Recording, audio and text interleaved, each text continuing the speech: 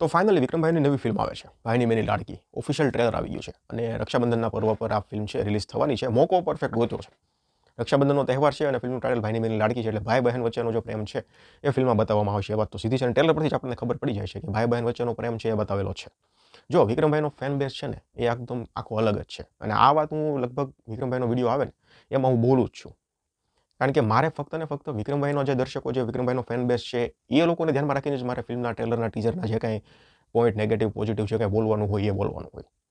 કારણ કે આમાં થાય છે એવું કે જે બીજા દર્શકો છે એ લોકોને એ ફિલ્મો ગમતી જ નથી કે ટ્રેલર ટીઝર કાંઈ ગમતું જ નથી, એક્ટિંગ કાંઈ ગમતી જ નથી. પણ જે લોકો ફેન છે ને એ લોકોને ધ્યાનમાં રાખીને જ આપણે આખી વસ્તુ થાય છે બોલવાની. એટલે કમેન્ટ્સમાં મેં એવું ઘણી કમેન્ટ્સ વાંચી છે કે આવી કાંઈ ફિલ્મો હોતી હશે, આવા કાંઈ હોતા હશે, આમ હોતું હશે, ફલાણું હોતું હશે.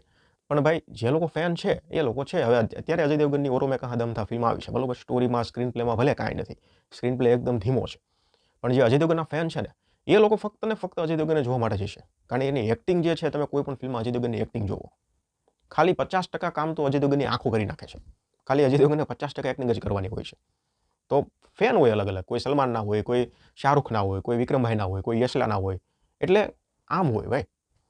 એટલા માટે વિક્રમ ઠાકોરની જે ફિલ્મ આ ભાઈની બેની લાડકી આવી રહી છે તો એના જે ફેન છે એના માટે જ આપણો રિવ્યૂ છે. પહેલાં તો તમે મને કમેન્ટ સેક્શનમાં જણાવી દો કે તમને ફિલ્મનું ટ્રેલર છે એ કેવું લાગ્યું.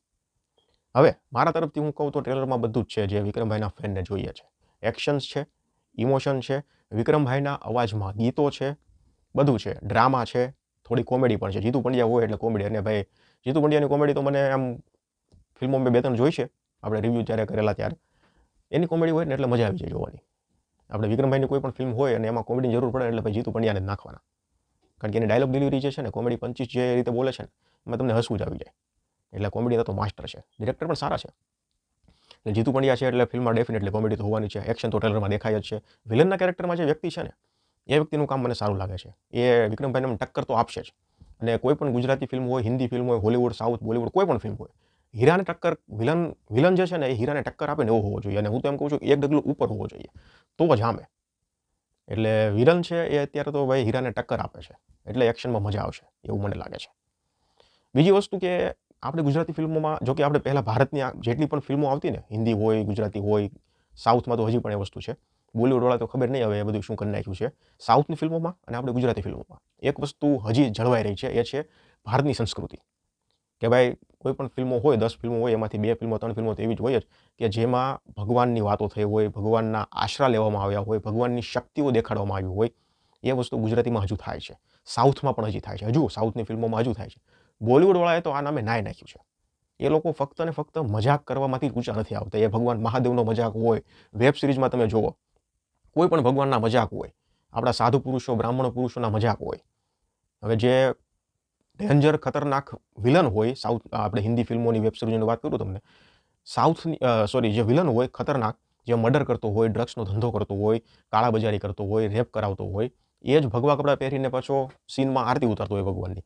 અને મોટા મોટા ભગવાનના ફોટાઓ હોય અને ધૂપ અગરબત્તી કરીને આરતી કરતો હોય. એટલે બોલિવૂડવાળાએ તો આ નામે નાય નાખ્યું છે. પણ ગુજરાતીમાં આ સંસ્કૃતિ જળવાય છે.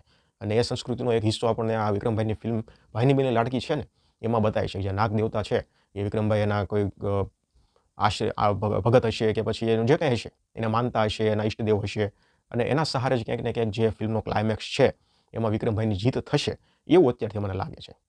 અને અર્બન હોય કે પછી રૂરલ, કોઈ પણ ગુજરાતી ફિલ્મ હોય, આ વસ્તુ હજી છે, સાઉથમાં પણ છે.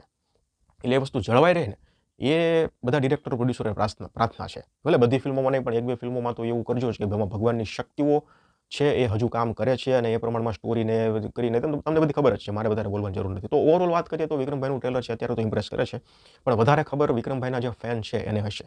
તમને ટ્રેલર કેવું લાગ્યું, કયા લેવલનું ટ્રેલર લાગ્યું, તમે ફિલ્મ જોવા ફર્સ્ટ ડે ફર્સ્ટ શો જવાના છો કે પછી રિવ્યૂનો વેઇટ કરવાના છો, એ બધું મને કમેન્ટ સેક્શનમાં જણાવજો. અને બીજી વસ્તુ છે કે ભાઈ જો રિવ્યૂ આપણો ફિલ્મનો કદાચ ના પણ આવે, કારણ કે એ ફિલ્મો જે છે એ પહેલી વસ્તુ તો અહીંયા રિલીઝ થતી નથી, જો કે કોઈ નથી થતી. બીજી વસ્તુ એ છે કે ભાઈ જુગાડ પદ્ધતિથી પણ એવી વિક્રમભાઈની ફિલ્મો ગોતવી એ અઘરી છે.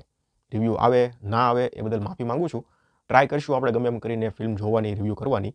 પણ અત્યારે તો હું તમને ક્લિયર કરી દઉં છું કે નક્કી નહીં.